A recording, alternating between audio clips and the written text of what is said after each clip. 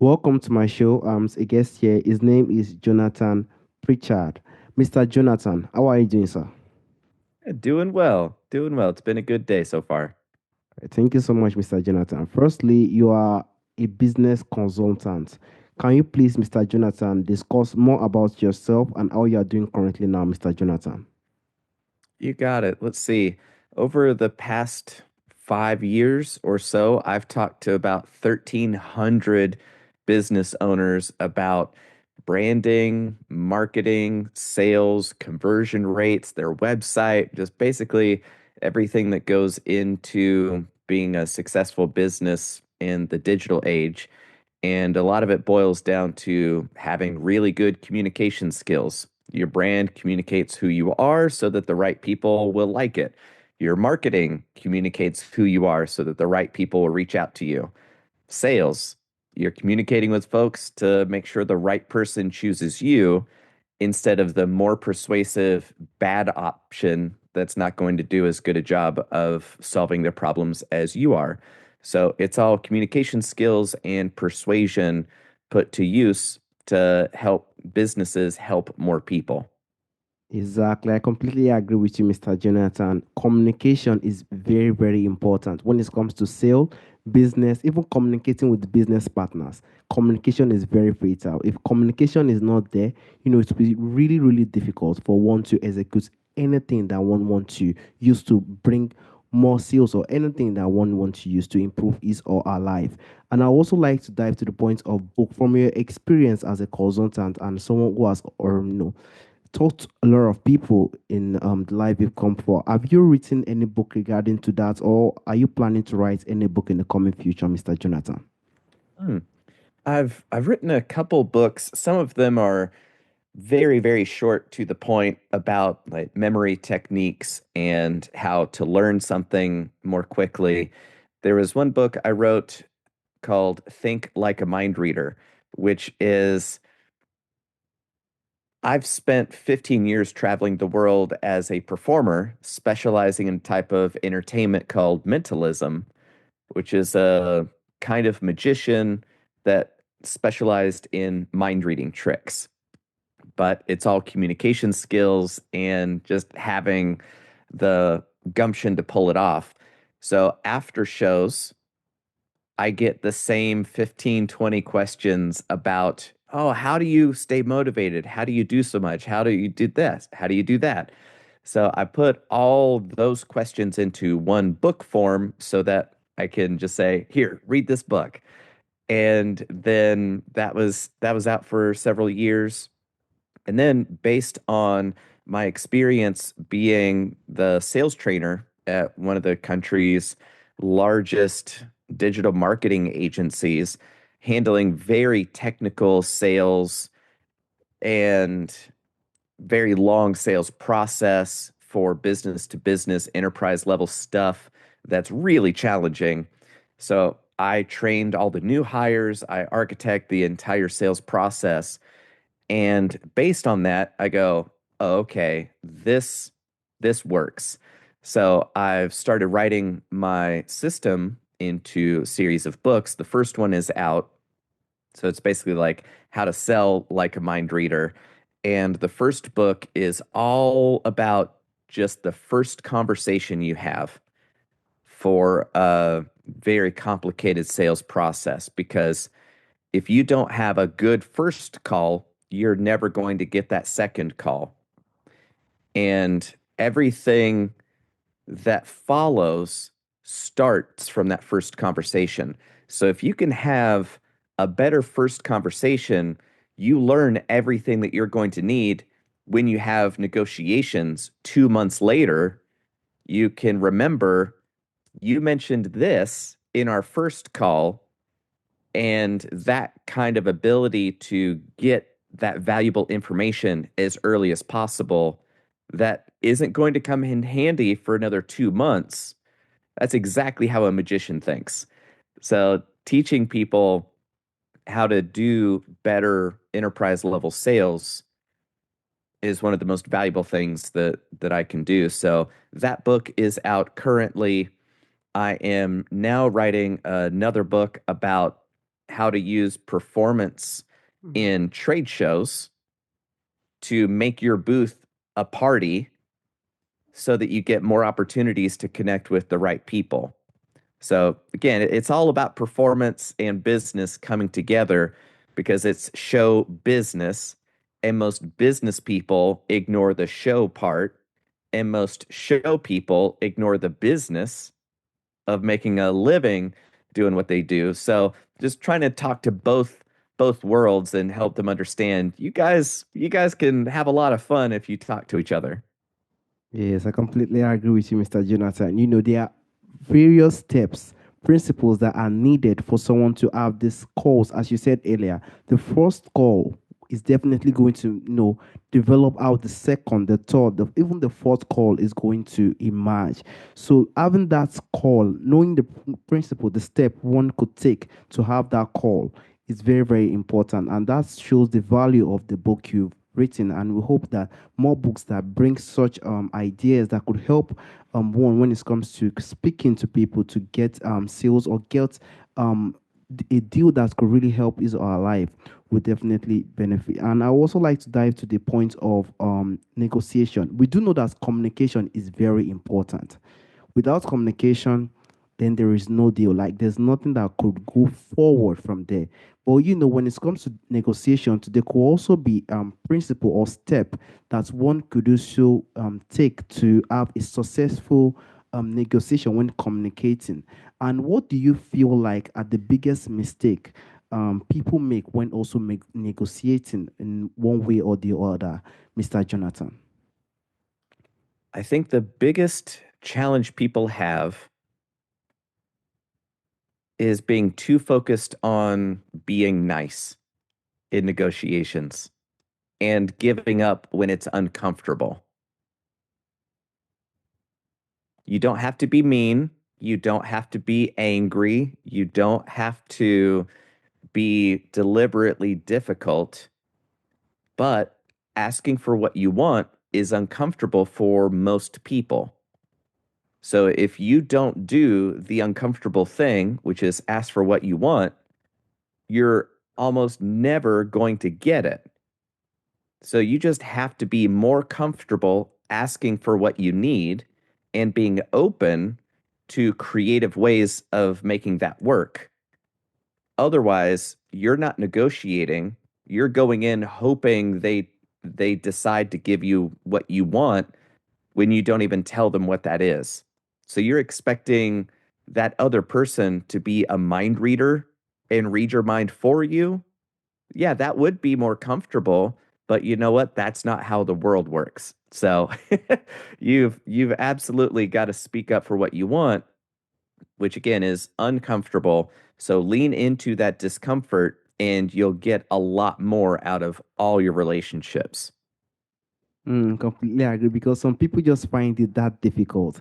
They just want to feel like they want to say it, but they are not going to the right point. Like, what are we talking about? Speaking on the main point is very, very important. It's definitely not a easy thing. It makes someone feel one way, but it's definitely not easy. And I would like to dive to the point of someone that is already strong enough. Someone that has developed the point of speaking about what he or she wants. This is what I want, and he or she knows how to give that communication. There are steps. Someone have to know how to give that communication to the person. He or she knows how to do that well, but there could be situations whereby the person who he or she is speaking with refuse or decided to probably speak in a way or compromise or one thing or the other could happen by the way. So, what do you think are some tip for negotiation with people who refuse to compromise with that person, Mr. Jonathan? You're forgetting, well, that person, not you. That person is forgetting why you would even negotiate in the first place. Negotiation is the process of finding creative solutions for both people. For that to happen, you each need to have something that the other person wants. If you don't have something they want, there's no negotiation. They're not going to talk to you. So If you refuse to understand what they need from it and why, then you're just a toddler demanding your way. And that's not how great business happens. So it's more about you can be dedicated to what you need and what you need out of the relationship, but you've got to be way more open to how you get that from the relationship. Because if you dictate what it is and how you want to get it, well, you're not allowing them the freedom to find creative solutions to help you solve your problem. So it's that you're trying to manage both sides of the equation. You're trying to tell them what to do and how to do it, and most folks don't appreciate that. So you can be very clear about what you need out of the relationship, be open to how that relationship can meet those needs. Thank you so much for that insight, Mr. Jonathan. I think getting a reason to have that communication and knowing how to implement those communication with the other person will definitely go a long way. And I would also like to go to cultural differences. You know, you are an American, I'm a Nigerian. You know, there are a lot of different cultural differences there. So I would like to know how cultural differences also impact negotiation when negotiation is going on, Mr. Jonathan. How do you think cultural differences impact negotiation styles and also the outcome that could come with that negotiation, Mr. Jonathan? It's a very good question. With we could spend years on that one for sure. The the big picture is that yes, cultural differences absolutely matter because if you don't know it and you insult your host or you insult the person you're trying to find a solution with, well, they're not going to be open to doing business with you. So you absolutely have to learn how the culture works that you want to do business in.